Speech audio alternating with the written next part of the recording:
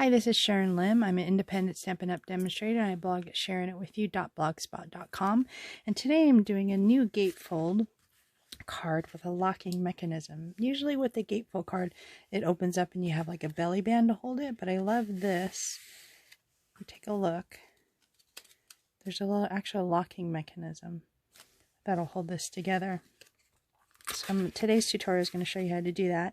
I used a new stamp set, the Butterfly Brilliance with the matching dies, and the lovely Butterfly Bijou paper. It's only here for a limited time. That's one side, and the other side's just as beautiful in the different colors. So these are two of the DSP's opposite sides. So just curious if you guys like the butterfly or the actual kind of watercolor wash on there, but let's get started. So we're going to start with a base card that measures 5.5 by 8.5, and it's scored at 2 1/8 and 6 3/8. Or if you're like me, I do 2 1/8 and then I flip it over and I score it again at 2 1/8 to make it even. So we're going to use my bone folder and fold on those score lines. Then we're going to get 2 pieces of the DSP that measures 2 inches by 5 1/4, and we're going to adhere it to the front of the two sides of the card. I put a little T on the top of my Stampin' Seal Plus to remind me where to put the lid on there. Sometimes I forget. So a little Stampin' Seal Plus on there, one on each side of what's considered the door, I guess, of the card.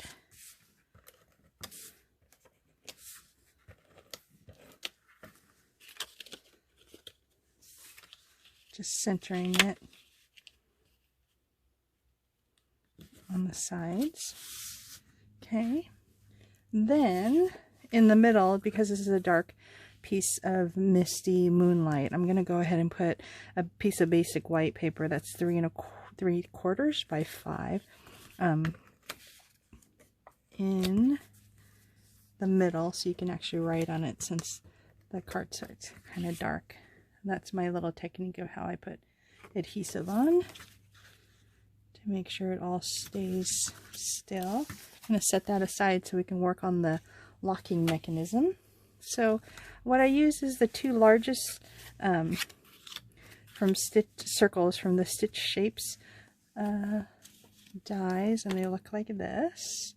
So 2 of these, and then I punched out 2 pieces of the 2 1/4 circles. And to make that mechanism, what you basically do with the smaller circles is you're going to fold them both in half, crease them really well with your bone folder, so you get 2 pieces that look like this, half circles. Then I'm getting my glue. We're going to put some glue, and I'm going to flip this over on the back and put it here on half of the circle, and then matching the other half.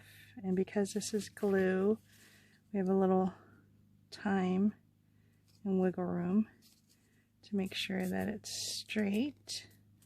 So do you see how it kind of fits like this? There. Then you're going to put some more glue on this side, and then match the circle to the first one. So it looks like this, all matched up. I'm going to give it a second to dry. And while you do that, I'm going to show you the butterfly I made using the dies. So there's 2 different dies, and I'll show you in a second what they look like. The first die is the one that cuts out the matching stamp set, or it also cuts out perfectly one of the papers like that. So you can immediately have 6 butterflies.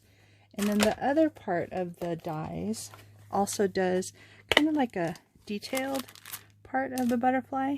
So these right here. And then it has some extra ones that you can use also to accent. And so what I did is I took the detailed one and glued just the body of it to the one that I cut from the paper. So it gives a little dimension here. And then I'm going to put a little glue on the back of this butterfly and center it on the circle. And I want to make sure that the top part right here is laying vertically, so when you slide it, the butterfly is in the right direction. So I'm going to press down a little bit. There you go. I'm going to fold the wings a little up so it gives that dimension.